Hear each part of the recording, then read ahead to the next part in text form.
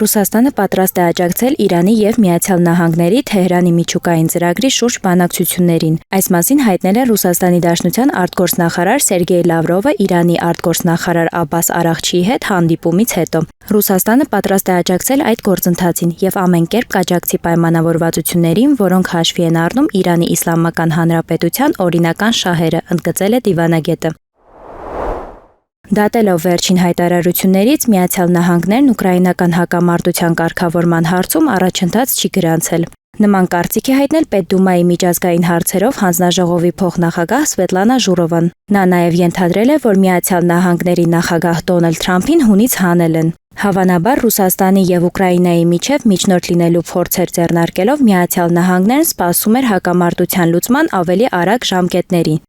Սվետլանա Ժուրովան նշել է, որ եվրոպական շատ առաջնորդներ ցանկանում էին զինադադարի նախաձեռնողներ դառնալ, սակայն այժմ չհասնելով նպատակին, արգելակում են այդ գործընթացները, թույլ չտալով Թրամփին լինել գլխավոր հաշտարարը։ Խորհրդարանականը հիշեցրել է, որ մինչ Պուտինի հետ հեռախոսազրույցը ամերիկացի առաջնորդը Մյունխենի համաժողովում շատ ոգևորիչ ելույթ է ունեցել։ Այժմ Ուկրաինան արգելափակում է բոլոր հնարավոր բանակցային գործընթացները, տպավորություն է ստեղծվում, որ Կիևին Միացյալ Նահանգներից միայն փող է պետք և Թրամփին հունից հանել, կարծում է նա։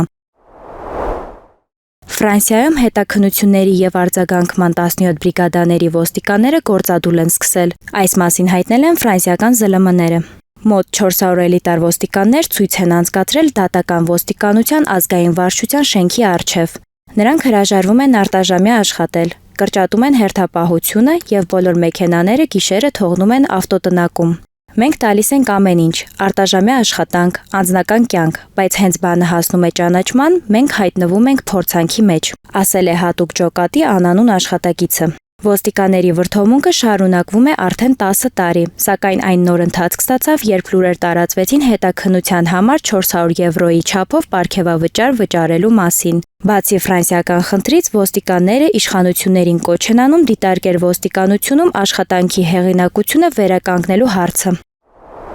Միացյալ Նահանգների նախագահ Դոնալդ Թրամփը չի կարողանա գնել Գրենլանդիան, քանի որ գինը չափազանց բարձր կլինի և գործարքը չի ստանա Սենատի հավանությունը, հայտնում է Bloomberg գործակալությունը։ Իրավունքի պրոֆեսորներ Ջոզեֆ Բլոկերի և Միթու Գուլատիի կարծիքով միջազգային իրավունքը թույլ է տալիս Միացյալ Նահանգներին ձեռք բերել Գրենլանդիան, սակայն հարցի գինը շատ բարձր կլինի։ Գիտնականների ենթադրությամբ, եթե ամերիկյան իշխանությունները տեսականորեն 57,000 գրենլանդացիներից յուրաքանչյուրին բաժանեն $1 միլիոն և ոսկե քարտ, փոխարենը խնդրելով քվեարկել Միացյալ Նահանգներին միանալու օգտին, այդ ձեռնարկության արժեքը կկազմի տրիլիոնավոր դոլարներ։ Բլոկերի և Գուլատիի կարծիքով Միացյալ Նահանգների կոնգրեսը երբեք հավանություն չի տա նման ծախսերին, որոնք կհանգեցնեն հարկերի հարկադիր բարձրացման և վարկ վերցնելուն։ Պրոֆեսորների կարծիքով Թրամփը փորձում է ոչ թե գնել Գրենլանդիան, այլ վերցնել այն գույքի օտարման միջոցով։